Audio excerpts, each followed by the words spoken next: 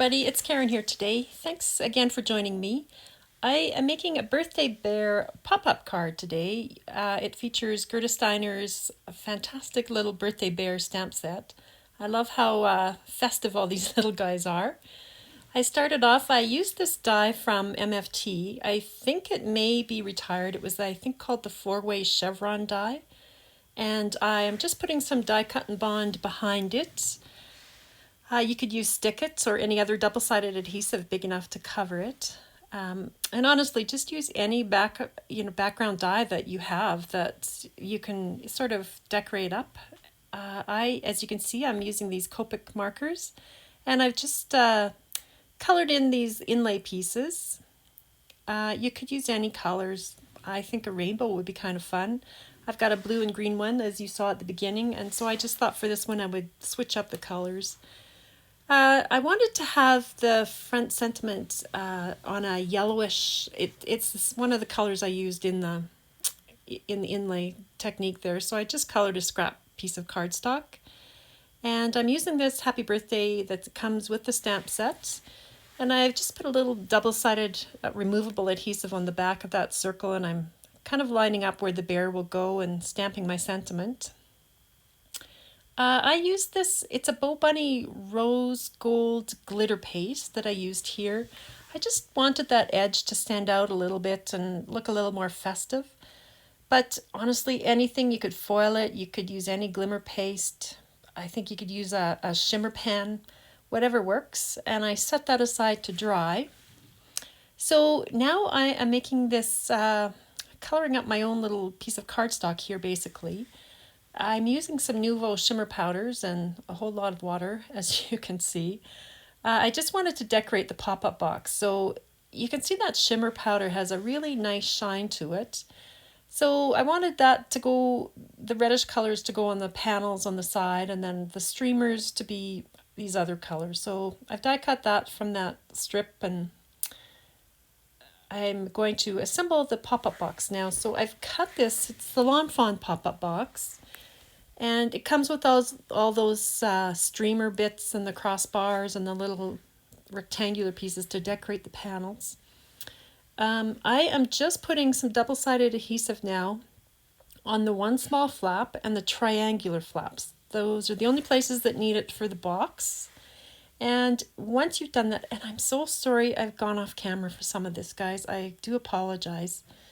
But basically you want to fold the triangle flaps down underneath, and then you'll fold all the other side flaps in the same direction. So I'm folding down that adhesive backed flap, and then each of the sides, and they all go in the same direction.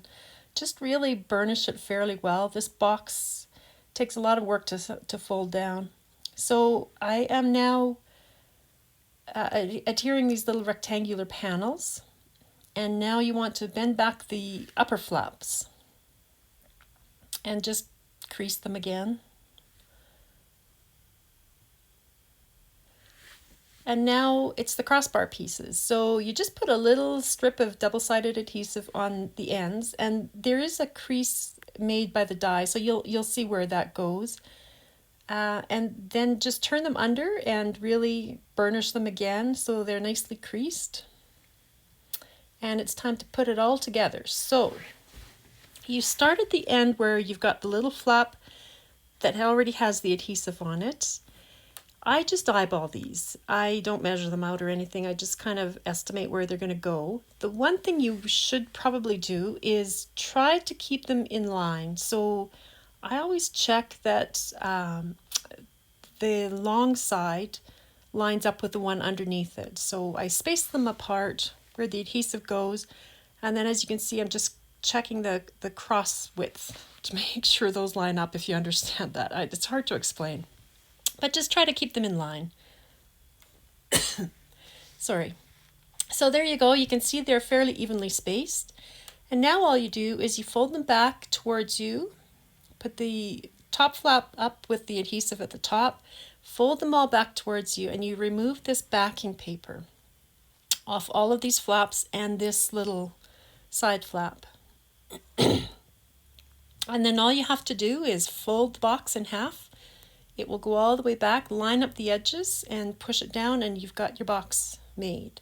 It's actually very easy to do this. So now you want to decorate it. I have got these little strips of acetate. Just save your packaging, guys, and just cut little strips out of it. I've already put double-sided adhesive on the back of all my images, and you just want to stick a little strip of that acetate to each one. I always have to figure out which is the back side of my box. So those triangle flaps on the bottom point towards the top of your card.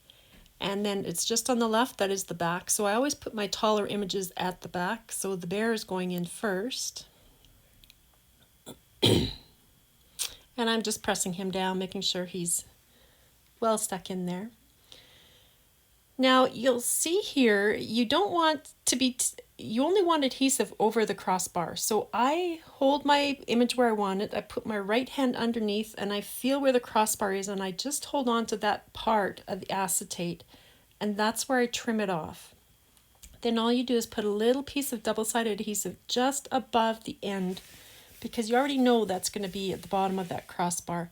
If it sticks out past it, you'll stick your whole box down. So you only want adhesive just where the crossbar is going to go. So I find that the easiest way of making sure that I'm not going too high or too low with my double-sided adhesive. And then these little streamers, I'm gluing it here to the back of the bear because it just seemed the easiest way to get that piece on. But some of them I've put on acetate, and I just have them popping up. I've glued some down to the sides, those hearts and stars to the side flaps. You can just decorate it however you see fit. You could use glitter paper for that. I mean, the sky's the limit. You could use foil paper. So here, I am removing this backing paper on these triangles.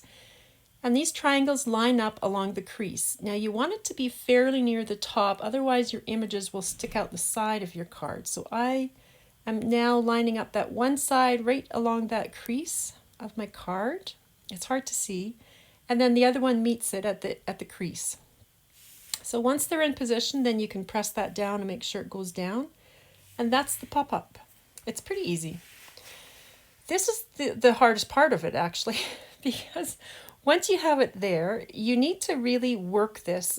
I just think any paper creases just need to be worked and worked and worked. I edited this, but I spend a lot of time folding this down, making sure it's folding properly. I crease it, I use my bone folder, I keep squishing it, and the more you do that, the more it naturally pops into position each time you fold it down. So don't give up if it feels like it's not going to work when you've done all that effort of putting it together. Just keep folding it and folding, and it'll go. So here, normally I have put that front piece on, but I completely forgot in making this video, and so now you're going to see me do it the hard way because there's a bump where those boxes are. So I peel the backing off the one side, and I'm actually lining up on the right, just making sure that side matches up, and then I just press the left side down. But honestly, if you did this first, it would be easier. I forgot to mention that I also stamped my inside sentiment before I adhered my pop-up box. That's so much easier than trying to work around where the box is, because it is a little bulky, that box. I'll have to admit that. So I'm just burnishing that, making sure it's adhered, and then figuring out my positioning for this. I've already put the bear on foam tape, so I'm just using my tape runner to glue this little sentiment piece down, and then the bear can go just on top.